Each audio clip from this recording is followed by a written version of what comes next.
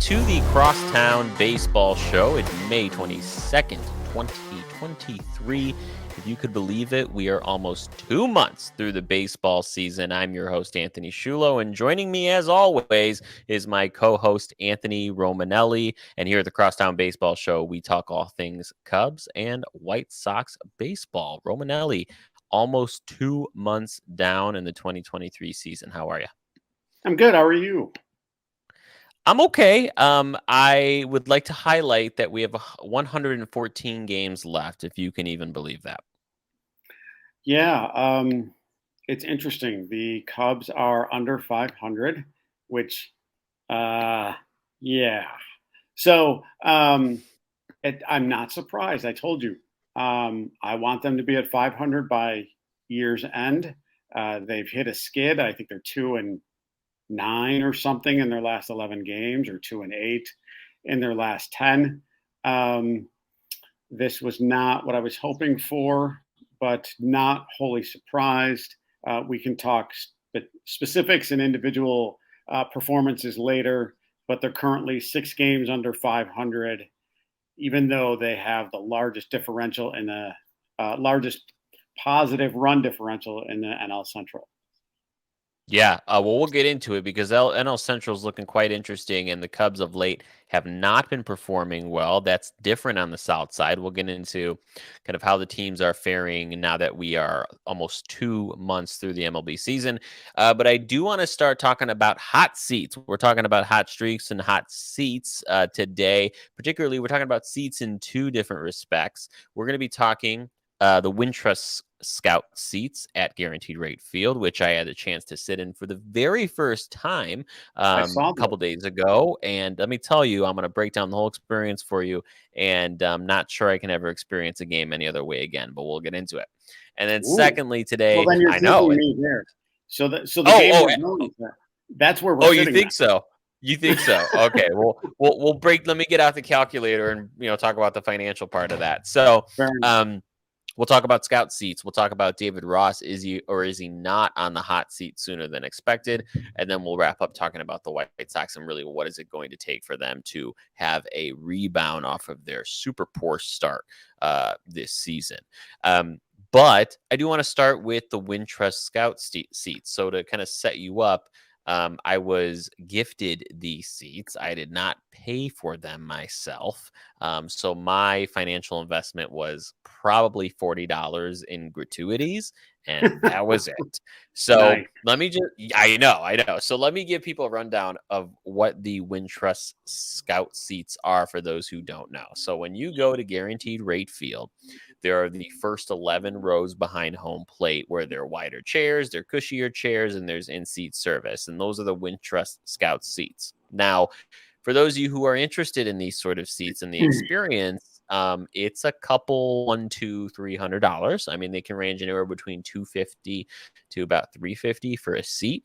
And you're probably wondering, okay, what do I get for that? Because that's a huge ticket price. Well, it is the most premier seat at the ballpark. Of course, all these ballparks now, as you know, have these specialty, seats and sections. Some of them have huge sports books that people love to go to.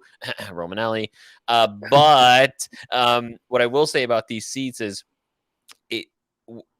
When I got to the park, number one, the seats come with actually a parking pass. So the parking lot Oh, that you park in is actually right next to the gate. So I walked the shortest distance I've ever walked from a parking spot to the entrance of the ballpark, which is great. You go in did they put you on to a the golf gate. cart? I mean, if they did, it would have been literally a 30-second golf cart ride. Awesome. So quite economical, I suppose, but they chose not to.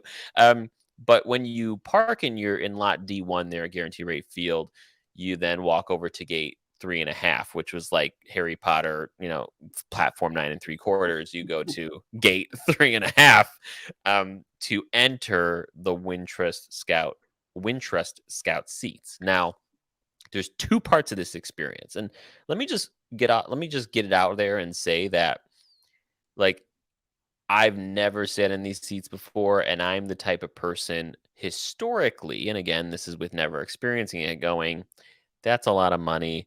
Why do I need to do that? How great could it be? I'm here to tell you, don't listen to Past Me. Past Me was wrong. You and who is I am Anthony Schullo?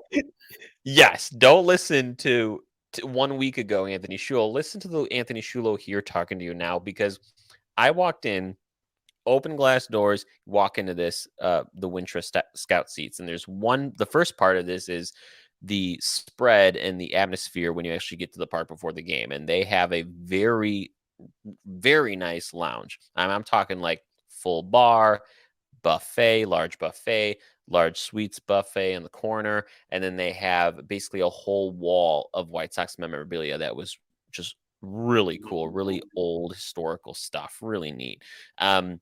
So I walked in there. When you walk in, there's this really nice gentleman the other day who took my party, and I said, I have 4 people. They walk you to a seat like you're at a restaurant, and you sit down.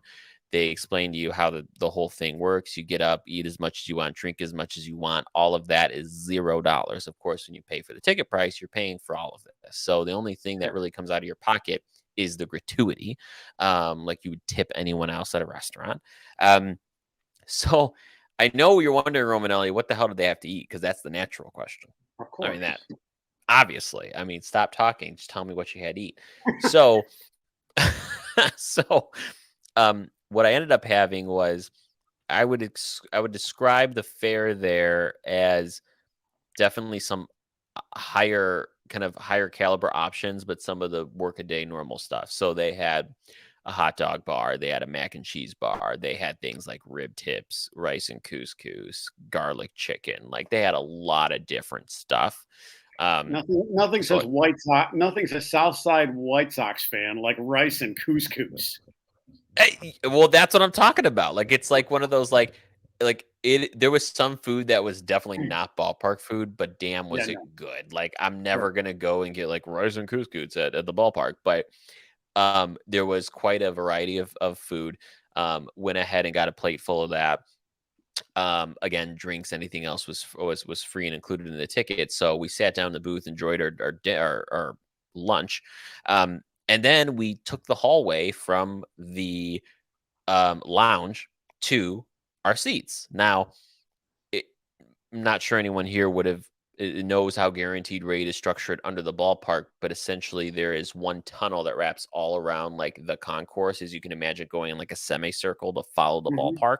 And so what you do is you walk from the lounge through a couple sets of doors and fancy hallways to get to right under the seats behind home plate, where there's that kind of that tunnel, and you walk right past the visitors dugout, that the visitors clubhouse door, and you walk right past the umpire kind of clubhouse doors for the umpiring crew, and you walk through the tunnel up a flight of stairs, and you're right there at the seats. And I'm telling you, it it's the seats are fantastic. I mean, very comfortable, very wide. This fantastic lady who was serving us, like, super sweet, great staff. They get you anything that you want there at the seat. You can go back in the lounge and get food and bring it back. They'll even come out with trays and like have trays of beers and sodas and trays of like ice cream and snacks, and they just bring it out at all, and you just grab it and go to town. And of course, you tip them at the end of the night too. Like I said, I ended up spending like $40 total, but I, it was such a cool experience, and I'll sum it up by saying, how the hell am I gonna go and experience that park any other way? And this was a mistake. I shouldn't have done it, because now I've ruined every other baseball experience. That's how good it was. That's fantastic. That's when you take your kids to their first game, so they get to see not so much the experience, but the field up close. That's what did it for me when I was Yeah. 6, 7, or 8, or whatever. My grandfather had gotten us tickets. He worked for the Tribune at the time. He was a newspaper delivery driver. Gotten us tickets, and they were right behind home plate. And you went up behind home plate and walked right to, I don't know. We were within the first 10 rows, and that was it. And that's when I fell in love with the game. So all Bingo. the accoutrements aside, it's the view of everything, and that's how I think people fall in love with that game in particular. It's that whole. It's just there's something about a base to me. There's something about a baseball field. I told you I went to a game this weekend at a minor league game, and you Hmm. walk up and you're just like, ah, yeah. And it's so cool that you got to see and experience not only a game that close, but everything else that the park had to offer. And hats off to the White Sox for offering that kind of stuff to its fans. I mean, that's Yeah, pretty cool. it was a cool experience. I would definitely do it again. I even I got home and of course told my wife about it like I was a kid in a freaking candy store and going crazy. Yeah, Her and I were even like, "Oh, geez, I mean, that's really cool. Do we go the season ticket route next year, or do we use all that money we spend on season tickets, spend less money, and do 3 of those games a year at really good seats?" Like that, we're starting to have legitimate conversations about this because it's such a cool experience. So, um, I don't know. We're kind of weighing that right now, but that was the way I spent my Thursday afternoon, and then it was just a good couple days of baseball because then Friday night, a buddy of mine and I went back to the ballpark the next day, and they did like a season ticket holder parade situation on the field, so we got to I walk saw around that. the I saw whole those pictures. concourse, Yeah, and man, you wanna talk about being right there, sights and sounds, like, when you're standing on that field and you actually get to walk around it and, like, capture the size and the environment, I've never done that at baseball field other than, like, touring Wrigley Field and, like, walking right there at behind home plate for, like, a couple seconds, but to walk around the whole park and get to, like, the size and the magnitude and looking up at, like, the upper deck from the park or from the grass, it's it's one of the most coolest, most just captured every bit of my attention experience I've ever had. It was really cool. that's fantastic, and then it did its job. I think any baseball lover should experience that once in his or her life without question. Just if you get it, if you get it and have that passion, you'd be foolish not to take some form of a tour of Mm, a team, your favorite team, any ballpark yeah. at any given time, just to understand and take it all in. Yeah. Yeah, absolutely. So you have you have we had a good weekend of baseball, really good experiences. Cubs end up sweeping the Kansas City Royals, which is the first sweep all season, You mean and the they White just Sox? lost to the Guardian. Or yeah, sorry. Why did I say Yes. Cardinals? That was weird. Wow. That's I was that was a total slip. Cardinals. that's I mean, my no, heart's in Missouri. you said Cubs, but that's okay. Yeah, I don't know what's happening. My mind's still, stuck in the scout seats apparently. But I had a great weekend, and then we just got notification that the White Sox lost to the Guardians 3-0 just a moment ago. So we'll talk about that in a Oh, moment. Yeah, but those were my hot seats. But I want to talk about another hot seat. I know Romanelli. You kind of texted me today, and we're all, certainly getting hot about this particular subject of with the Cubs performing how they are and some of the in-game performances over the last week or two, certainly throughout the month of May, one could argue, what does that mean for David Ross? And before, I even kind of let you take the baton here, I want to preface, folks, go back and listen to our previous episodes because this has come up multiple times where Romanelli, you've said, hey, this is the year of we need to figure out what Ross is. Is this guy going to be around? This is, the year where they're going to decide is Ross the guy long term. And seems to me that you're a little concerned about it, Romanelli, about if he really is the guy. And we're starting to see it right now. yeah, we are now. There's two sides to this. One, is it Ross? Possibly. Is it Jed? Definitely. Um, Jed hasn't been able to produce consistency. He hasn't won more than he and company haven't won more than 75 games in his tenure. David Ross, I think, was a natural fit at the time. I still believe in him, though some of his in-game moves I question. However, if you want to go back, the signings that the Cubs have, that the Cubs have made, are on Jed. So Ross can only work with what he has.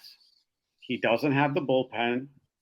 Uh, you did the right thing in bringing in sending Morel down to bring him back up.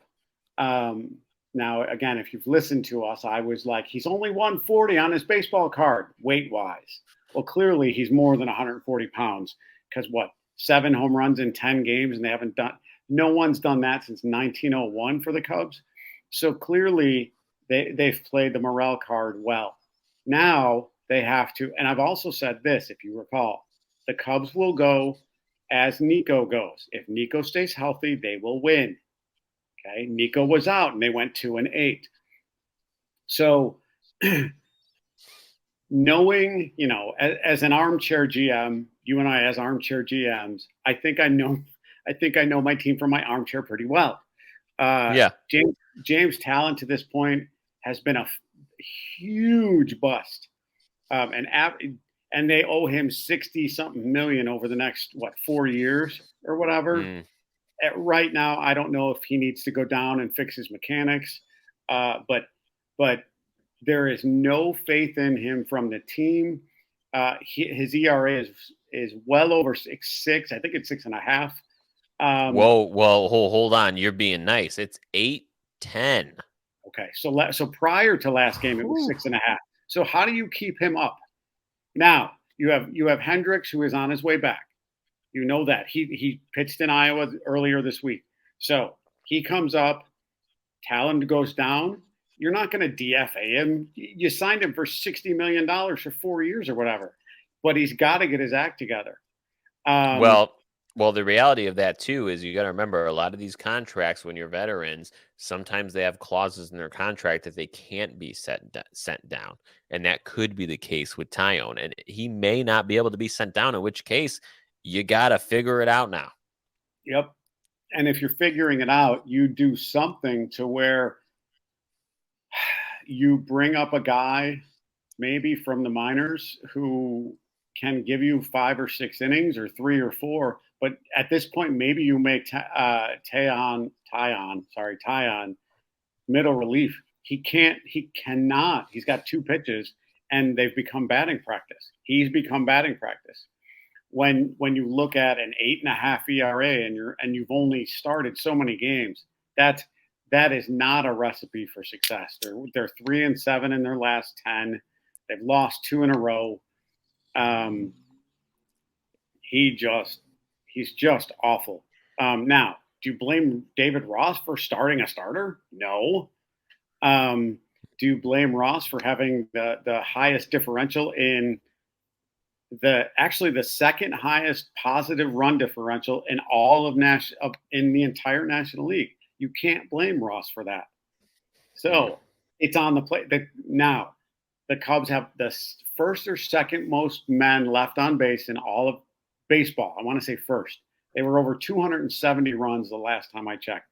270 runs left on, or 270 men left on base. You can't blame Ross for that either. So now there's 2 things. 1, that's not on Ross. 2, even at 20 and 26, they're only 4 games out of first. Right. So there's no reason to panic. But at this point, I believe a couple things. Ross, I've lost faith in Patrick Wisdom, and I remember saying last year before we started this, or maybe even the year prior, get rid of Chris Bryant, give Patrick Wisdom 3 years, and then you go find a long-term third baseman. You may very well have that long-term third baseman in Christopher Morel already. I said something online about Christopher Morel reminds me of Aramis Ramirez with his bat speed and with his positive energy. And he has absolutely some of old school Wilson Contreras in him, in that, again, that positive energy and the ability to just hit. Again, he is also, I don't want to say new again, but basically he's new again to all these pitchers. Once they figure out how to pitch him, let's give him 6 weeks. Right now, he's brand new. They're throwing him fastballs and he's crushing them. The same with every new kid that comes up. When they find themselves early, they're in trouble. Now, to that degree, Matt Mervis is completely lost at the plate, and everybody, myself included, bring him up, bring him up, bring him up, and he can't Mm. do anything. So, do you let him ride it out when you're 4 games under 500 or 6 games under 500? Sorry, or do you send him back down again? I think that's a huge. I think that's a huge concern about mentally about what you do with him, because Yeah. I think there was pressure to bring him up. He's not performing. He's over swinging. He's impatient, um, and I believe that as a manager, I think that's one of his toughest decisions right now. I think from a managerial perspective, he can only do so much with the bullpen. That's all he's got until Mm. they start moving guys around or bringing guys up and seeing what they can do. I don't know. Again, please be 500 at season's end, or I do believe, and I said this 2 years, and Ross is gone. And right now, at on May 22nd, and how many games have we played? 40. What'd you say? Or we have Let's see. We have 114 games left. 114 games left. Let's see where we are at the All Star break. It's only May, but you've got June and July. Let's see where we are at the All Star break. If he's more than 5 games away from 500, and you've got Kyle Hendricks back, and you've got Justin Steele going, and you've got Marcus Stroman going, you've got 3 top-tier pitchers right there. The fact that, and I've mentioned this online, the fact that I took a picture of it and I can't find it on my phone. The fact that Justin Steele still not in the top 10 MLB rankings for one of the top 10 best pitchers in baseball is insulting, actually. And I had even said it, just because the Cubs are not doing well, the fact that he's not in the top 10 is ridiculous. He deserves to be there. I still believe he's going to be in the running for Cy Young by the end of the year. He's had one bad outing Wow. so far. He's had one bad outing in Houston. Everything else has been golden, and we'll see. So is Ross in the hot seat? Not yet. I would say though, maybe the match is lit. Maybe it's not hot yet, but they've lit the match. It's interesting. I kind of I want to play devil's advocate here, and well, maybe devil's advocate isn't really the right thing to say because I do genuinely believe this, and I think part of you does as well. Um, it, I don't know that it's fair for David Ross to be in a hot seat, even after the entirety of this season, because you've kind of spelled it out for us is when you have questions about wisdom and Mervis and Tyon and all of these pieces in the bullpen. Like, how can you really assess David Ross's performance when this team is not meant to win today?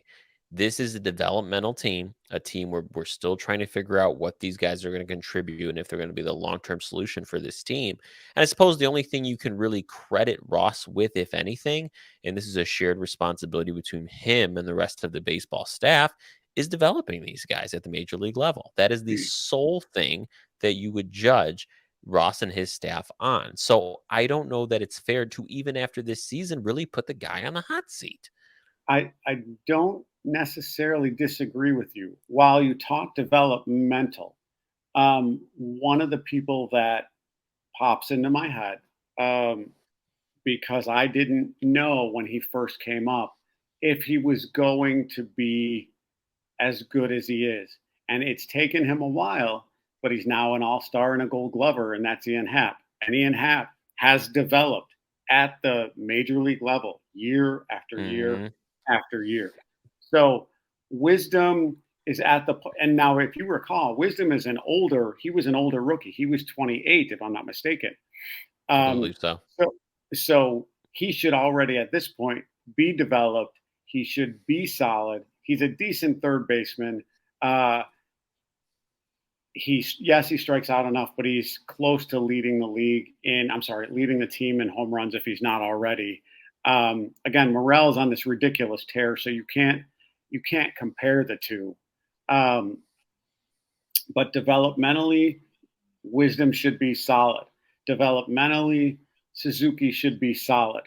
Uh, Now, developmentally, Horner is solid. You know that. He Mhm. needs to stay healthy. Jesus. You've got an all-star in Swanson. First base is a hot mess. The Hosmer thing is the Hosmer experiment or whatever the hell it was. They were waiting for Mervis. Did they bring up Mervis too soon because Hosmer was a hot mess? You God. So that's where No offense, but you have no place to be crying about people being unhealthy. You wanna talk about people being unhealthy? Really wanna have the conversation about people being unhealthy. I'll take Horner being gone rather than half of my team right now, having some sort of stupid ailments and not playing 100%, but I digress. I'll get off the soapbox. yeah, that I'll give you. But but you have to understand. You have to understand the difference. The White Sox are picked to win the American League Central. I'm picking the Cubs to be at 500 with Horner at top level, with Hap at top level, with True. Suzuki and Wisdom being at top level. Um, Jan Gomes has been a nice surprise. He has been. Sure has. And if you noticed, he was out, they lost. I didn't expect what they got out of him to be as good as he was. So the Cubs read him or knew their stuff when it came to picking Jan Gomes. I did not. Again, the armchair GM that I am. So wait, hold on. Where is it? I kept one of my notes. Oh yeah, so self-proclaimed experts. I kept one of our notes. I have one of our other notes. Self-proclaimed. Yeah, we have self. Nice. Yeah, I kept that one. So I had my subscribe on YouTube, which is now in my kitchen table.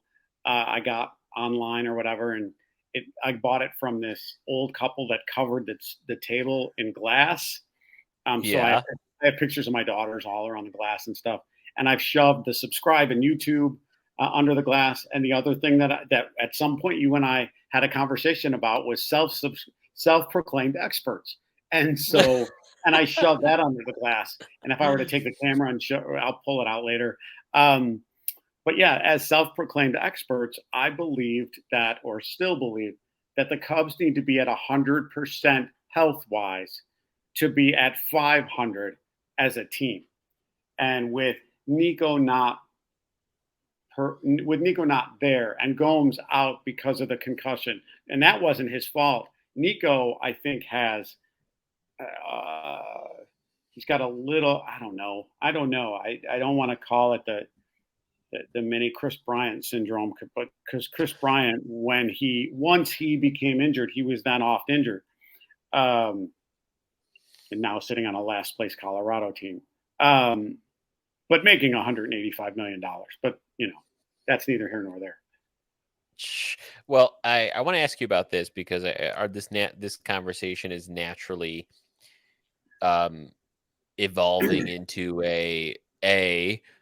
David Ross maybe on the hot seat. Maybe it's not entirely fair to him for him to be on the hot seat, but he may regardless. And two, um, I want to talk about Marcus Stroman because we're talking about players who are going to be here for the long haul. And it Yeah, was reported by Maddie Lee of the Chicago Sun-Times, I believe it was last week, that it looks like the Cubs and Marcus Stroman are exploring an extension.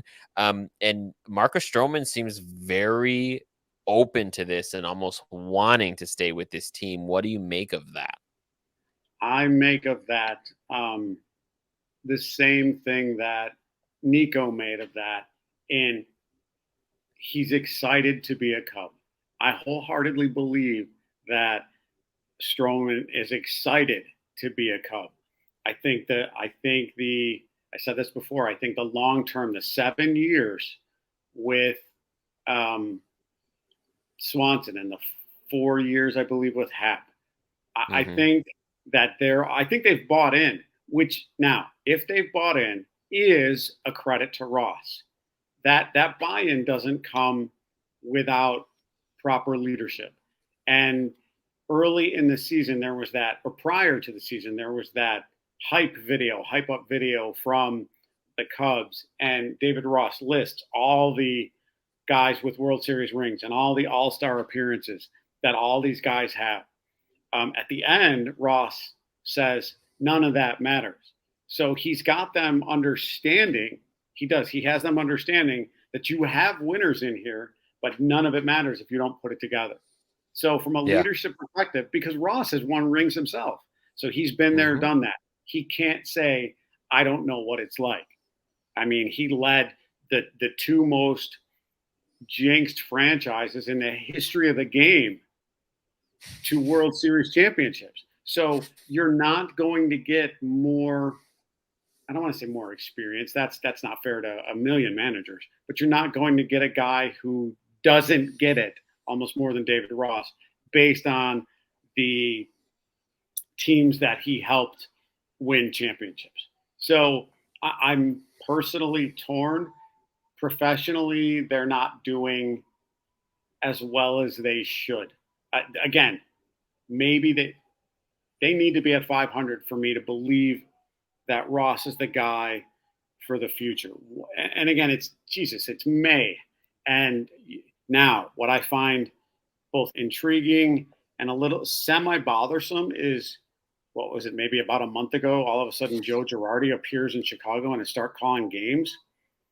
That I, that's Are you now reading a lot into that? well, there's two things. One, it's not completely surprising. Two, that's one of his homes. The way not the same way Sutcliffe was on for a while, but Mm-hmm. but to the credit of the fans and the networks, Sutcliffe for as an unbelievable as a pitcher as he was, um, does not have the television personality to keep people interested. Um, at the moment, I'm not super intrigued with Girardi's personality either. No. Um, the other name that came up about 2 weeks ago, and I was like, and I kind of did that, like the dog the dog head tilt, like, was Mike Scioscia. Catchers, as we know, Girardi's a catcher, Ross is a catcher, Mm-hmm. Scioscia's a catcher. Uh, there's something because catchers know what it's like to run a field or run a team. That's why they make such good managers. Scioscia's name popped up about 2 weeks ago. Now, it's only May. It's still way early, but I will be the first one to say at the beginning of our podcast world, our podcast life, I said David Ross has 2 years. People can go back and check. So it's not completely out of the realm of conversation when the idea of new management is coming up. Don't forget they yanked Girardi. The Phillies yanked Girardi about this time. They go up, Mm-hmm. they go on and end up in the World Series. So what happened was the Phillies now set a precedent for, hey, yes, you have a contract, but if you're not doing it, and again, a million managers have been yanked before the end of the year. That's no big deal. But I will say this: if I'm a Cubs fan and I know that Joe Girardi just got yanked from the Phillies, who a different manager took all the way to the World Series, as a Cubs fan, I don't want Joe Girardi. I like Joe No. Girardi, but I don't want Joe Girardi. Joe Girardi has been there, done that. He's had the super teams. He's done very well. But you don't want, and I'm not going to use the term washed up because that's an over exaggeration. But Yeah. he just left a team, and that same team just last year made it to the World Series. You're not the guy to take that team to the World Series if you were fired from that team. There's your proof. So Girardi better not be the Cubs' next manager because No. No. when you had No. Bryce Harper and Schwarber, it's watching Schwarber still kills me. Watching Jimmy Butler in basketball still kills me. There were certain guys you shouldn't have got rid of, and those to me. Imagine having Schwarber in left and Happ in center and Suzuki or Bellinger in right. That's a pretty tough outfield, hitting wise. Yeah. Three of Yeah, those. absolutely. I mean, so and Bellinger is injured now, and again, that's not that's neither here nor there. However, without Bellinger, they haven't been winning. So again, the Cubs need every single guy to be at their best to just be at 500. And that's Yeah. and that's I mean, as a Cubs fan, am I happy about that? No, I'm so realistic. They need to be perfect on the field to be average Right. in the Right. standings, and that sucks. And that sucks Yeah. as a fan. Well,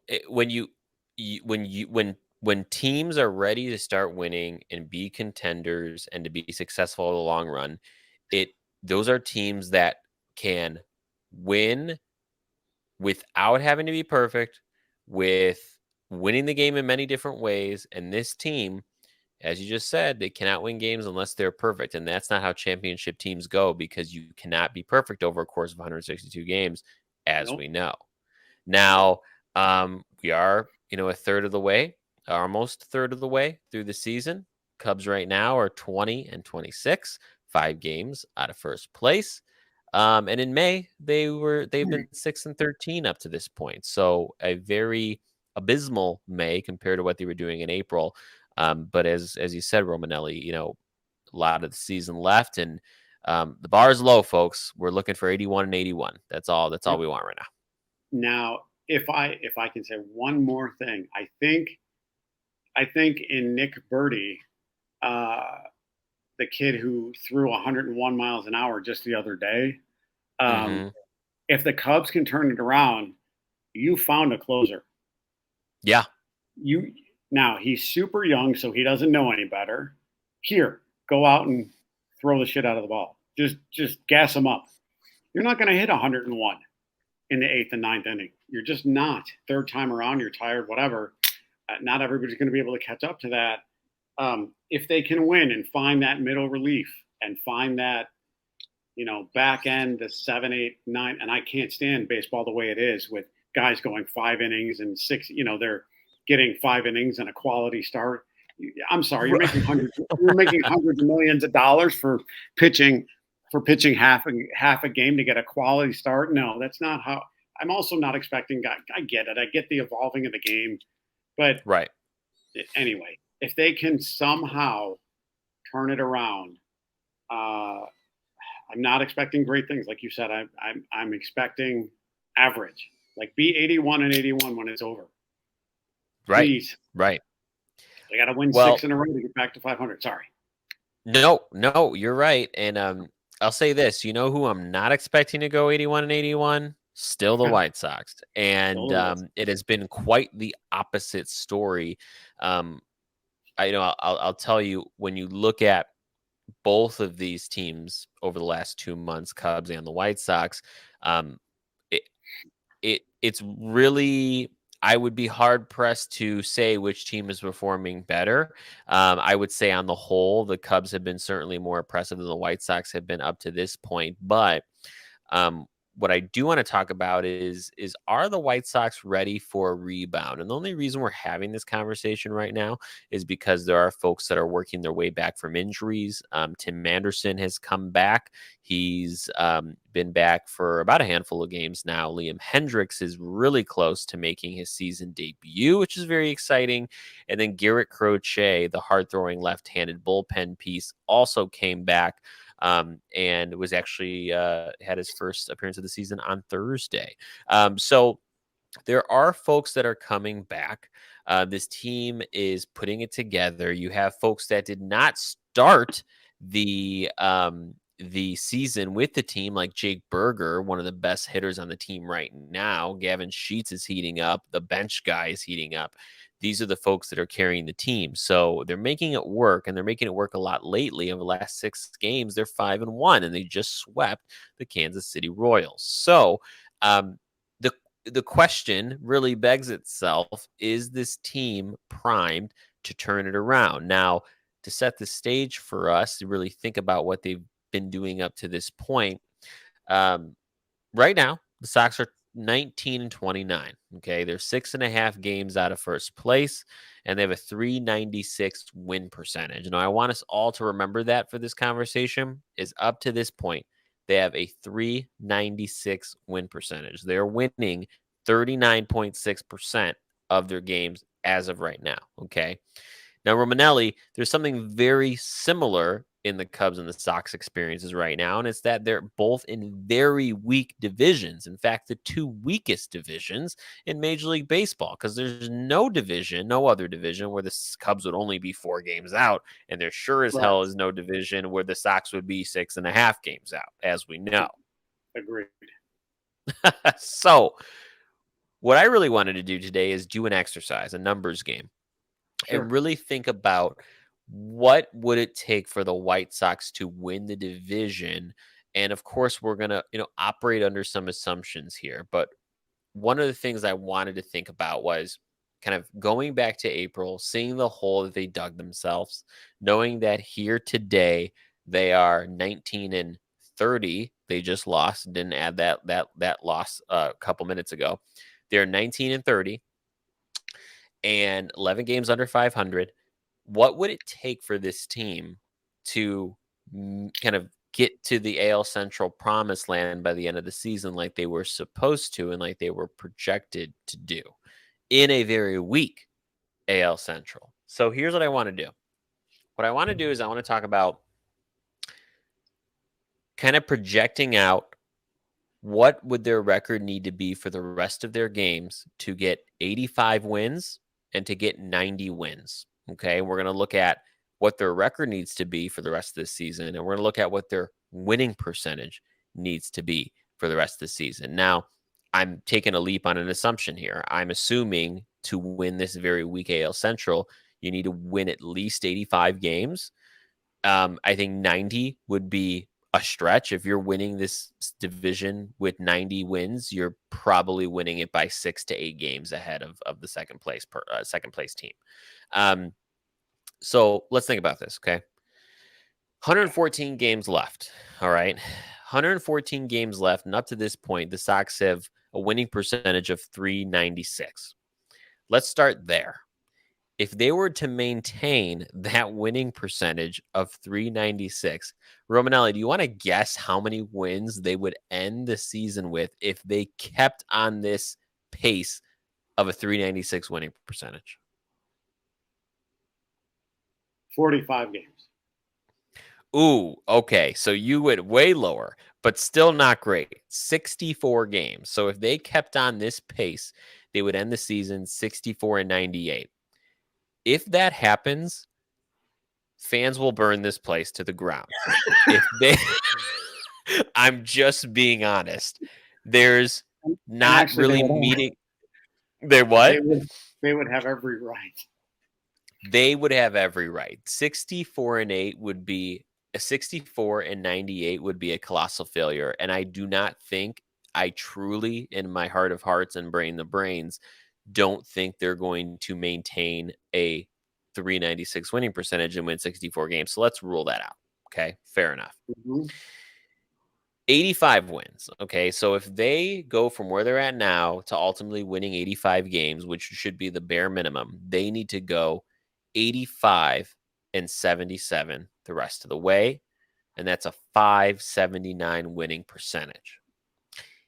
If they want to win 90 games this year, they need to go 71 and 43 the rest of the way, Or the and West of the way. that the west of the way, which if Close we're to going where out to the we're at. West Coast, it is the west of the way. But 90 and 72, they would have a record of 90 and 72. They would have to win 71 of the next 114 games with a 623 winning percentage. Okay.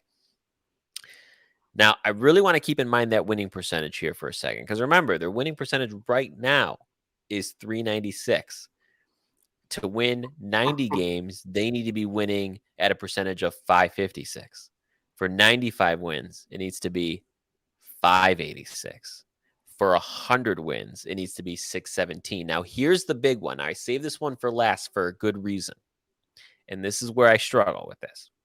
I just said 30 seconds ago that for them to win 90 games, they need to go 71 and 43, which is a 623 winning percentage. If they were playing 623 winning percentage baseball all year long. That's 101 wins. That's not easy, folks. No. If you want to win 90 games this year and win this division by a healthy margin, it is very hard to play baseball at a 101 win pace. Oh my God. I I don't I just don't know. With this I team, the do. last They're few not years, gonna. the last few, okay, so I agree with you. They're not going to win 90 games. I agree with you. I'm really stuck on the 85 wins, them going 66 and 48 along the way with a 579 winning percentage. Winning 70, 50, 58% of your games with a team of this caliber should not be this difficult. I think That's they can hit the 85 win mark. that's 3.5 out of every 5 games that they have to win. That's tough with the way, especially the I'm sorry, the AL East is playing. It's not impossible. But they need to turn on a dime to win That's the three and a half problem. out of just. And again, you've got. I've said it from day one. You've got your often injured Tim Anderson, who's now just coming back. And again, I like the dude, so and everybody loves him. Let's hope he stays healthy. He stays healthy, they've got a chance to win 3.5 out of every 5. He doesn't, you may as well flip No. a coin to see who ends up worse, the Cubs or the Sox. Well, even if you want to win 85 games, and this is where my doubts creep in, if they're going to be in a position where they want to win 85 games, kind of to take what you're saying a step further, that means that, excuse me, the most of the rest of the series for the rest of the season, you need to be winning the series. Oh yeah, two without out of question. 3, 3 out of 4. You can't drop or get swept. And now, go ahead, sorry. That's not in them. I don't think that's in them to do that. No, I don't either. To make it timely, I'm going to use a quick basketball reference to bring it back to the White Sox. If you're watching the Boston Celtics and the Heat series, are you watching that series? I am not. Okay. So one of the Boston Celtics players, while they were up, got into Jimmy Butler's face and was talking all sorts of smack. And they were like this, just talking smack.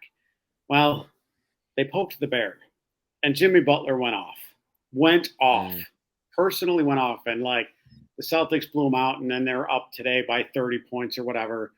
And the Heat are going to end up in the finals, guaranteed. Now, using Jimmy Butler poking the bear and that as their motivation to end up in the finals, I believe that the return of Liam Hendriks, just from what he's been through, I think that could be the catalyst to help them.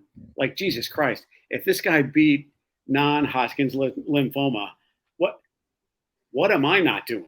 You know what I mean? Like what am I not doing? If this guy can beat this and come back and play professional baseball, what can I do better? Not only for me, but for the team and for Hendriks, and the feel good behind that. And I'm as a cancer survivor, I will watch his first pitch when he comes back. That is a guarantee. That's a promise. Like I am rooting for him, and if rooting for him helps the White Sox, then shit, put a 31 on every jersey, and all of them wear the Hendriks t-shirts underneath for the whole damn season, if it helps them. Because sometimes it takes one event as the catalyst to help that entire team. That's why teams have like, the hockey belts, and one team has like the mariachi hats that they're wearing in the dugouts, and somebody else then said you can't do that in the dugouts anymore. Like, it's just stupid stuff. But if the return of Hendriks is the catalyst to help the White Sox, who cares? I think you could. I think you could be right. And quite frankly, if that doesn't do it, I don't know what will. Right. I think that's going to be the shot of adrenaline that they need. And mind you, they're getting it at a great time because Pedro Right. Rafal said today that they're getting him back any day now. There's Right. not any certainty other than very soon. And they're coming off the last 7 games now. They've been, 6-2. So, or excuse me, in the last 7 games, they've been six. Yeah, wait, no, five Five and and two. 5-2. 5-2. So you know what? I'll take that. And they're getting that shot of adrenaline at the right time. But I'll tell you what, this is what I'm mentally preparing for. And, being Cubs fans and Sox fans, we are ever the optimists, and this will be apparent here. I am preparing for this team to have this little glimmer of, being 5-2 or being 10-3, whatever the hell they're going to do over the next week, and they will take another large step back. They will not be able to put it together. They will take another large step back, and we're having a really tough conversation come trade deadline season. You can take it to the bank. I think Tim Anderson's going to be a Dodger. I think he's going to be a Dodger at the trade deadline.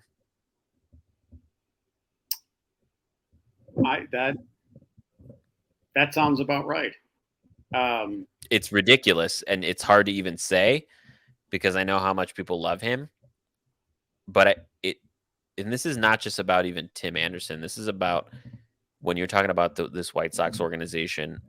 And we're not going to go off in a deep tangent here because we're getting close to wrapping up. But it from the very top to the very core and everything in between, it's time to turn the page. It's time to turn the page, and I unfortunately, said that Tim to you. Anderson's part of that. Yep, I said that to you. Now, if we go back to our NL West predictions, you chose San Diego, Yes, and I chose the Dodgers. you Now, sure did. if we look at the standings ever so the Dodgers are 10 games over. Now imagine with a 48 plus run differential, San Diego's 5 games under with a -8. Now you add Tim Anderson at shortstop, a healthy Tim Anderson, healthy. I'm going to say Right. that for the rest of that man's career. He can't stay healthy. So, knowing if I'm the Dodgers, if he ends up a Dodger, if I'm the Dodgers, I say, okay, before I sign you and you want all this damn money, here are your injuries, jackass. And I don't mean that with any disrespect, but these are your injuries. So don't come begging for hundreds of millions when you can't go 140 games. Right. You want to come and play for a winner? That we can help you with. We're not going to give you every dime and every dollar you're asking for because here's your injury sheet. I'll be happy for him if he ends up on the Dodgers. However, I'm already over the Dodgers. They won their World Series. I'm over that. They're done. I would like somebody new. But it's hard for me to root for San Diego when what's his name just came off the roid thing. So I don't know. I don't know that I have a. You always pick. Okay, so if your Cubs or Sox team doesn't win, who are you rooting for? Part of me, based on watching the Phillies last year, I would root for the Phillies. They're not going to do it. I think Atlanta's going to run away with that division. I don't see anybody touching Atlanta. Yeah. I see Atlanta in the World Series, to be honest with you. That'll depend Right. on Kershaw. That'll depend on Kershaw's pitching. If the Dodgers make it back, MLB still has him as top 10. Why do you say that Anderson ends up with the Dodgers come trade deadline? Well, a number of things is I still think the Dodgers, while they are in first place right now, I think they're in first place partly because that division in the NL West has to a degree underperformed. The Padres being a prime example of that. 2, they did not shore up that shortstop position when Trey Turner left, and I think it's been a bugaboo for them. I mean, of course, they got Miguel Rojas from the Marlins, but he's also had his injury issues this year, and he's not been on the field much, and he's certainly no upgrade over Trey Turner. Granted, Tim Anderson isn't either, but it gets you a little closer to there to making up that lost production. I said 2 things. Tertiary reason. That's all right. Anderson needs a change of scenery, and I do think it'd be good for him. And the reason I say that is because this is his 8th season with the White Sox organization. I don't know about you, but if I was on a team for that long and I had nothing to show for it, no winning seasons, hardly, Come on. I shouldn't say none, hardly any winning seasons, any Right. championship, I'd welcome a change of scenery to an organization like the Dodgers. And quite frankly, he could use it because you put these players on specific teams in the right environments, they do well. Look at what Tim Anderson did in the World Baseball Classic this year for Team USA. He Yeah. was on fire, throwing the ball all around the field. It, I just feel like from a player perspective, it's probably better for him too. Speaking of, there's your dark horse Cubs future manager. His name is Mark DeRosa. Ooh, ooh, that I like. That I Now, like. side story. I met Mark DeRosa in, I can't remember when, but they were playing Cincinnati. Um, and a buddy of mine and I went and did like a Cincinnati road trip, and they were on a terrible winning loss, had lost like 8 in a row. And I met DeRosa in an elevator, and I was like, "Hey, how's it going?" He's like, "Good. How are you?" And I'm like, "Good." I was like, "I have a question." I was like, "I'm just curious." I'm like, how do you keep your spirits up when things aren't going well?"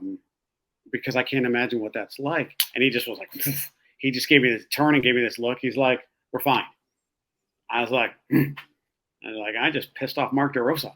But yeah, I felt terrible because that wasn't my intention.